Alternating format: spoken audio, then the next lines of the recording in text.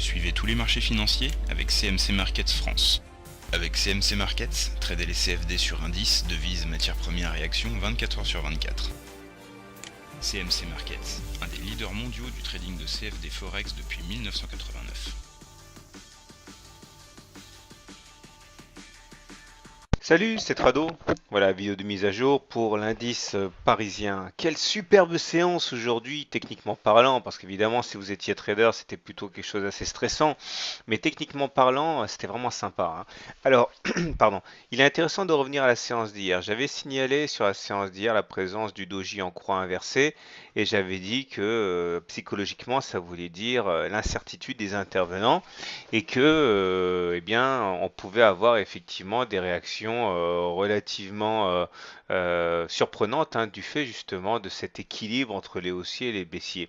En l'occurrence, cela a pris la forme ici de l'expectative des intervenants face aux élections italiennes. Et aujourd'hui, eh ben, pour faire suite un petit peu au marché américain, on a décroché très violemment au niveau des indices pour accompagner le décrochage asiatique et américain. Et on a ouvert très très bas, alors pas n'importe où, hein, sur le support majeur ici des 3600. Comme quoi, même lorsque personne n'a rien vu arriver, pas plus les commentateurs politiques que les analystes financiers, on revient finalement à des choses assez techniques, hein, puisque c'est bien sur ces plus bas-là que la baisse du jour a touché son plus bas. Et on a essayé en séance de remonter à l'intérieur du triangle de sommet. Alors c'est vrai que c'est très intéressant.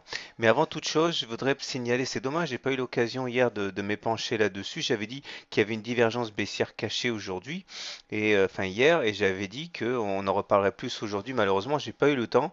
C'est dommage parce que c'est intéressant. La divergence baissière cachée, c'est le fait qu'on avait fait un plus haut sur le momentum, mais pas sur les cours. Et ça, généralement, ça se traduit par une pénalisation très forte des indices qui doivent aller chercher normalement la Bollinger inférieure. On voit qu'on l'a pas encore touché.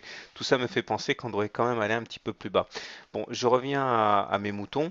Le triangle de sommet. Alors je reviens également au tuto que j'avais fait la dernière fois sur le triangle symétrique de sommet.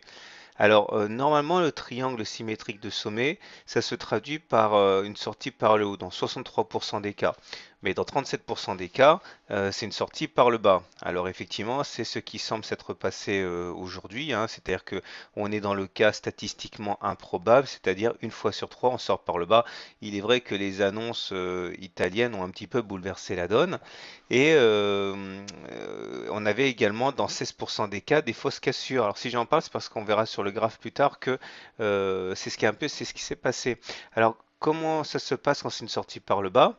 Eh bien dans 37% des cas, on va sortir par ici et l'objectif va être fixé par le report de la base du triangle en dessous du point de cassure, c'est-à-dire ici.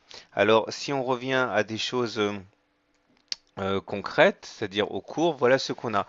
Là, on a eu la fausse cassure dont on parlait hier, et aujourd'hui, on a effectivement une vraie cassure du triangle. Pourquoi est-ce que c'est une fausse cassure hier et une vraie cassure aujourd'hui? Parce qu'en fait, la clôture importe. Hier, on a clôturé à l'intérieur du triangle. Aujourd'hui, on a clôturé à l'extérieur du triangle. Et ça change tout. Regardez, on le verra mieux si on change les chandeliers pour une vision plus classique en courbe. Et vous allez voir ce que ça donne. C'est-à-dire que si on prend simplement une courbe basique, hein, comme sur tous les sites, vous voyez bien que l'évolution des cours fait que hier, si on prend la clôture, on était bien à l'intérieur du triangle. Et aujourd'hui, par contre, on est à l'extérieur du triangle. Donc vous voyez bien que ça change tout, hein, cette histoire de clôture. Je reviens à mes chandeliers qui sont quand même un peu plus professionnels. Ça se passe ici. Attendez, je pose. Donc si on veut avoir un objectif à la baisse, il suffit de reporter la base du triangle ici en dessous du point de cassure, ce qui nous donnerait donc un objectif tout à fait affriolant de 3445, et ce qui nous permettrait entre-temps d'aller boucher le gap. Alors j'avais signalé que ce gap était un gap de rupture, donc il n'avait pas vocation à être comblé tout de suite, contrairement au gap de continuation. Bon ben là, on peut dire qu'on est sorti de l'échelle du temps du pas tout de suite, hein.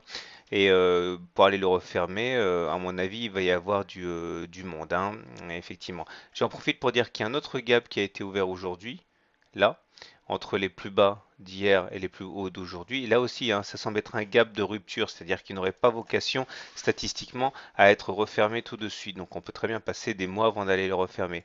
J'insisterai pour terminer que pour sauver un petit peu les baissiers, enfin les haussiers, on a déjà cette espèce de canal rose là, que j'ai retracé aujourd'hui et qui est un support fort. D'ailleurs, au plus bas de la crise, aujourd'hui, on est venu rebondir dessus. Donc ça pourrait être une aide satisfaisante pour les haussiers. Et également cette demi-droite verte là. Regardez, hein, ce n'est pas rien quand même, hein, cette demi-droite verte qui risque d'entraîner un petit rebond sur les 3575. Voilà, donc tout dépend comme d'habitude de ce que vous voulez trader. En tout cas, vous avez un scénario optimal pour les haussiers, un scénario optimal pour les baissiers. Personnellement, je pense que, enfin, personnellement, ça veut rien dire. Statistiquement, je pense qu'on est bien parti pour consolider plutôt que pour rebondir. Voilà, je vous souhaite une bonne journée, de bons trades et dites-moi un peu ce que vous pensez de mes petits tutoriels là, parce que ça me prend quand même pas mal de temps. J'aimerais savoir si vous trouvez que c'est utile, si c'est bien, si ça à reproduire ou si vous pensez que c'est une perte de temps. Voilà, parce que bon, c'est assez chronophage, je vous le cacherai pas et je préférais savoir que c'est accueilli favorablement. Voilà, à demain. CMC Markets, un des leaders mondiaux du trading de CFD Forex depuis 1989.